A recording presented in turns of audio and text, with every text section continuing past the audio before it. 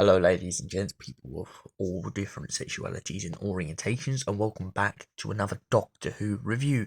And today we're here to review The Empty Child and the Doctor Dances. So, without further ado, my old Chinas, let's jump right into the Doctor Who review. Now, first thing to mention, this episode revolves around the use of the gas mask, and throughout the years in Doctor Who, we have had many examples of what the gas mask entails. For instance, the war in Genesis of the Daleks. Another example is in the Poison Sky, which we will go into further detail into in another review. But it does bring up this episode with the simple lines of "Are you my mummy?" So, what relevance does that have? Well, I'm about to tell you, me old Chinas. The first half of the story, The Empty Child, revolves around Rose and the Doctor landing in London during the time of the Blitz. They're both looking for a mysterious object which seemed to fall through the time vortex. The Doctor tries to figure out what time in London it seems to have gone to. But, upon his arrival, coincidentally, he lands within the Blitz and heads off to a theatre to find out whether anyone has seen a mysterious object dropping from the sky. When the Doctor mentions that it landed with a big bang, everyone laughs at him, hysterically, believing he is just an average comedian who has come in during the time of the Blitz, joking about the bombs dropping. Meanwhile, Rose gets caught on a barrage balloon. She ends up swinging across London after attempting to reach a young child that she sees standing on a rooftop. He's calling out for his mummy, so she attempts to assist him, but in doing so gets stuck on a barrage balloon and floats endlessly until she almost falls to her death. Luckily, she is caught by Captain Jack Harkness. After saving her from the barrage balloon, Jack reveals that he has a deal entitled for her.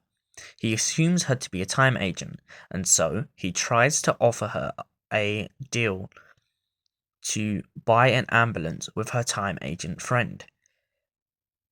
He even dances with her on top of his ship just outside of Big Ben.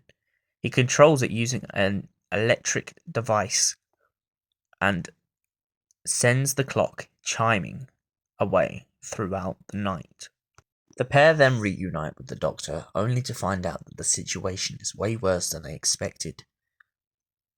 There is a child with the power of telepathy going around London, giving people the plague and causing them to turn into gas mask dummies. People without brains, just endlessly walking, asking for their mummy, confused and absolutely unaware of what they're doing.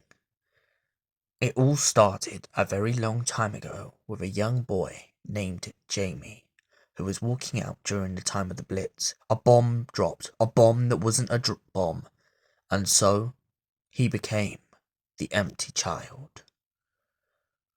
The Doctor then states to Jack that whatever happened must have happened on the crash site. Jack then tries to reassure him that the vehicle that Jack dumped on London could not have caused what has happened, but the Doctor disagrees. He says that whatever was inside of the space ambulance must have been the cause of everything that's happening, and that they need to get to the crash site to find out the truth. Now it's time to introduce you to a lovely character called Nancy. Well, Nancy. Where does she fit into all of this? Nancy's little brother Jamie was there when the bombs dropped. He was lost. Well, at least that's what we know, he was lost to the drop of the bomb. Nancy explains that when her little brother Jamie went missing, she has been doing everything she can to find him again. But everywhere she goes, she is stalked by a lonely little child asking for his mummy. A lonely little child who can control telephones and talk on radio frequencies. Nancy goes around feeding the children of London during the Blitz. When people go down in the bunker, she finds leftover food and invites all the local kids in from London. This is her way of trying to make up for what went wrong. She constantly mentions to the doctor that a bomb dropped, a bomb that wasn't a drop bomb, and that the only way that he will find the answers is if he goes to the doctor at the hospital.